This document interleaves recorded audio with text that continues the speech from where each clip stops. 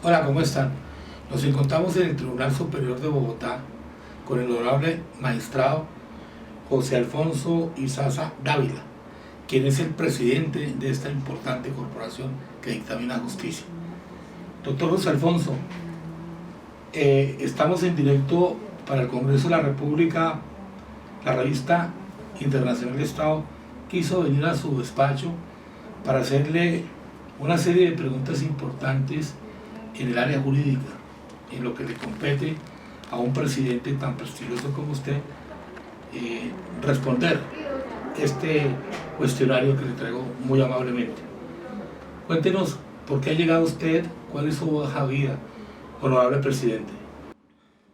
Yo llegué acá al Tribunal Superior de Bogotá hace 12 o 13 años aproximadamente, después de haber pasado por varios cargos de la rama judicial.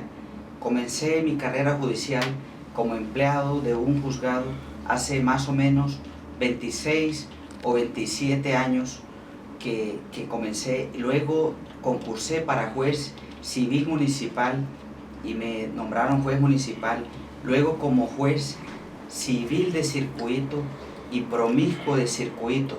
Después fui a la Corte Suprema de Justicia como abogado asistente y magistrado auxiliar durante más o menos 7 años. Y ahí concursé para el cargo de magistrado de Tribunal Superior. Después de haber aprobado los pasos del concurso, fui nombrado acá como magistrado del Tribunal Superior de Bogotá, que ejerzo desde el 1 de mayo de 2003. Qué bien, señor presidente. Vamos a hablar de gestión. ¿Cuántos procesos le llegan al Tribunal Superior? Hay diferentes salas, ¿no? Está la sala penal, la sala civil, la sala laboral, la sala de familia. ¿Cuántos procesos le ingresan mensualmente y anualmente a esta noble corporación?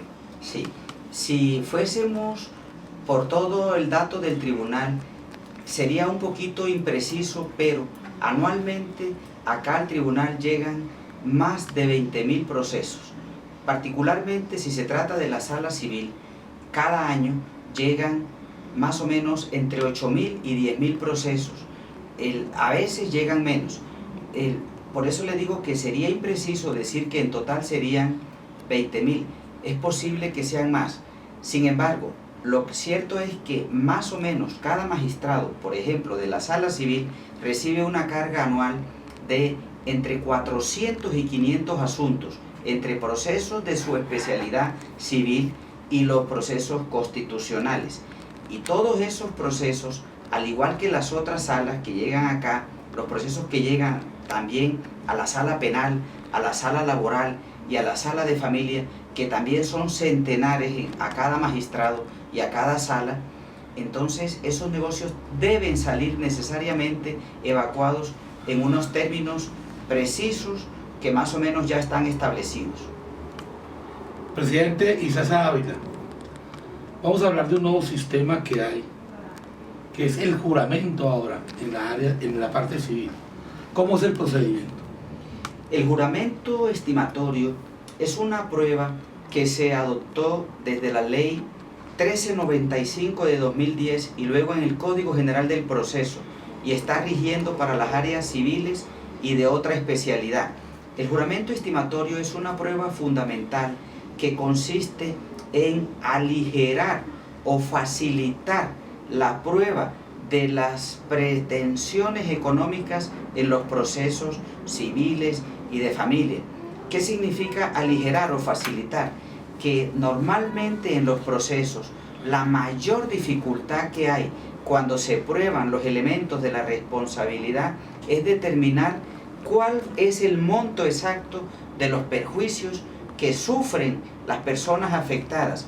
Entonces la facilidad consiste en que se permite a la parte, bien sea demandante cuando pide una indemnización o bien sea demandado cuando pide alguna contraprestación económica, que puedan bajo juramento estimar esos perjuicios, el monto de los perjuicios o de la indemnización o de los frutos civiles, es decir, de la prestación económica que están reclamando.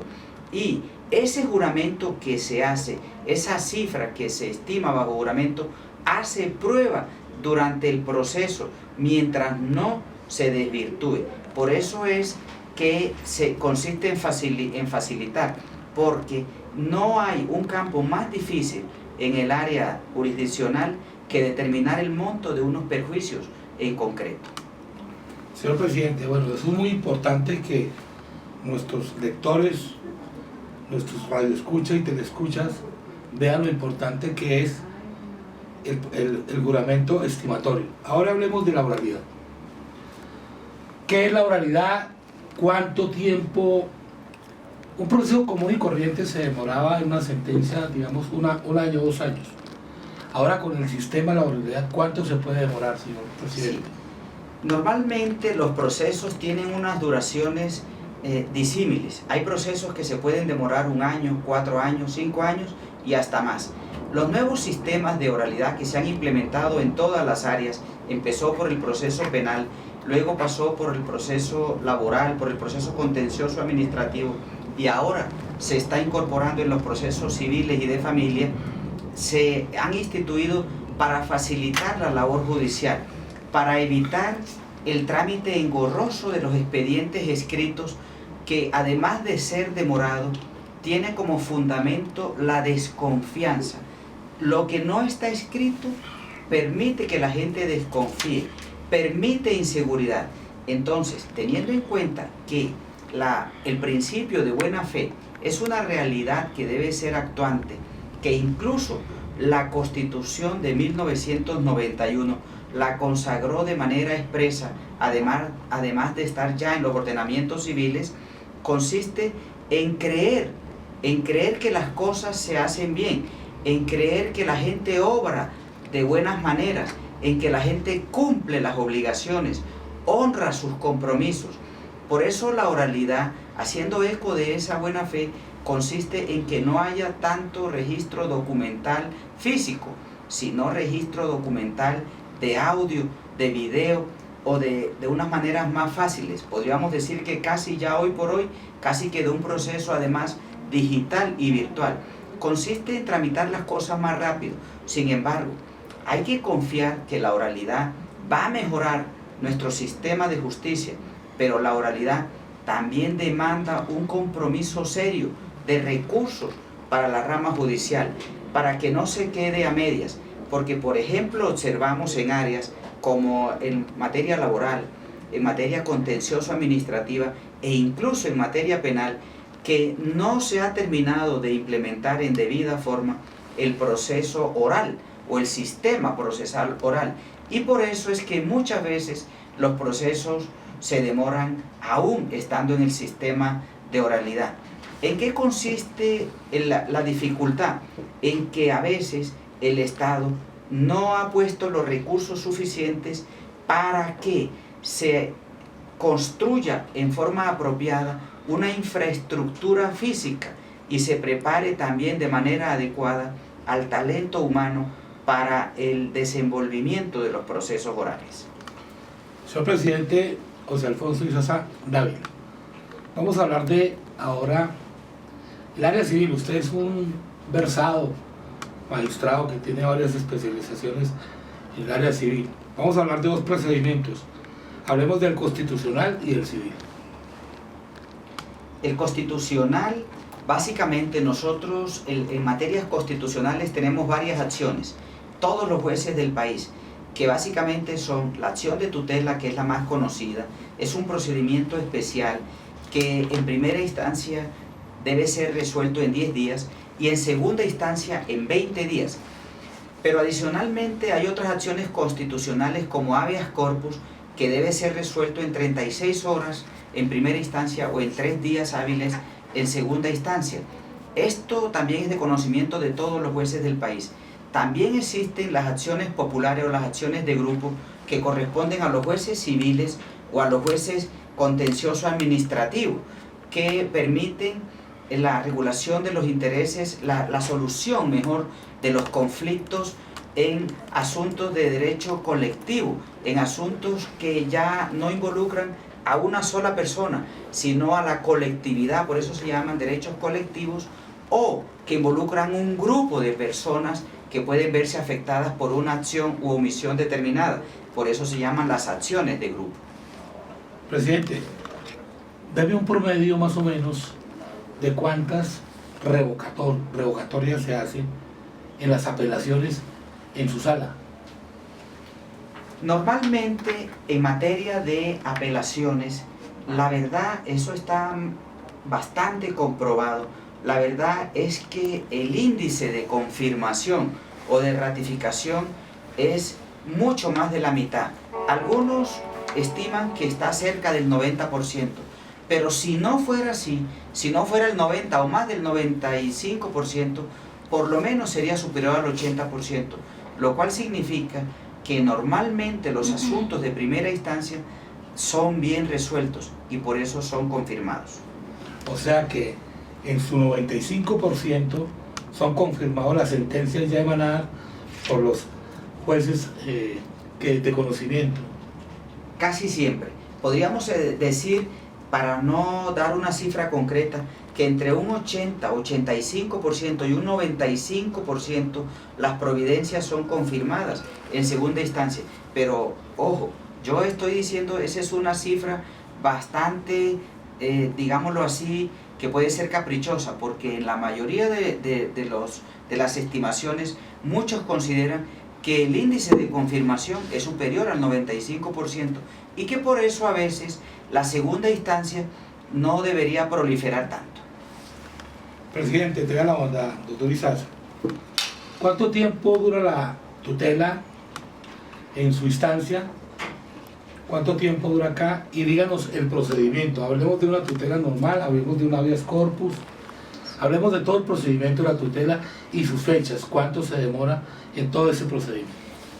Normalmente la acción de tutela en primera instancia tiene que durar máximo 10 días. No puede pasar de 10 días hábiles la acción de tutela.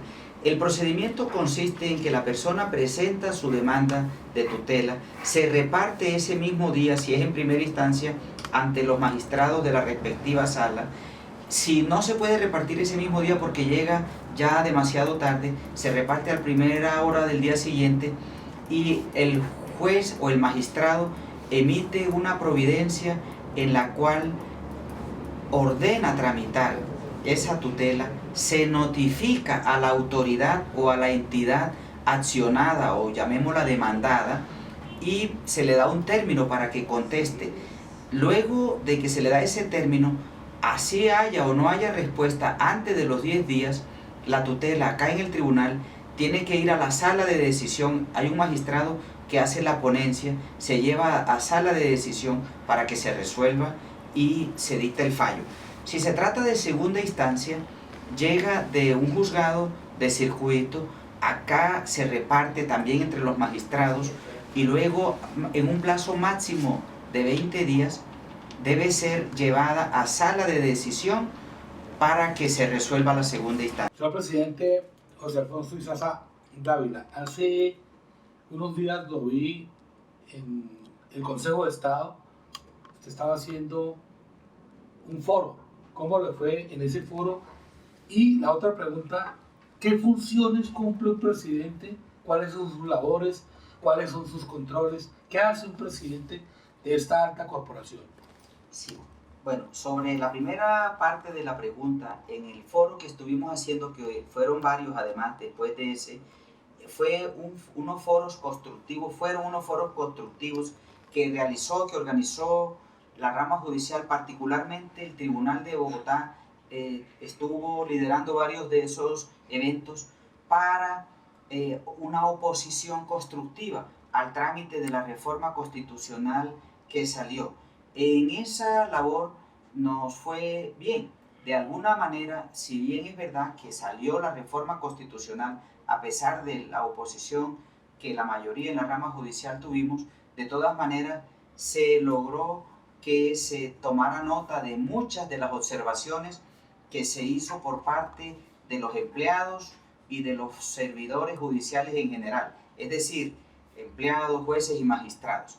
Y en cuanto a la labor de un presidente en un tribunal, el presidente lo que tiene son unas funciones de coordinación, de organización para que el tribunal cumpla sus funciones de una mejor manera, para que se coordinen las salas plenas, se tomen las decisiones de sala plena, que consisten, por ejemplo, designar los jueces, nombrarlos, aceptarles la renuncia, decidir sobre aspectos administrativos que interesan a los jueces del distrito.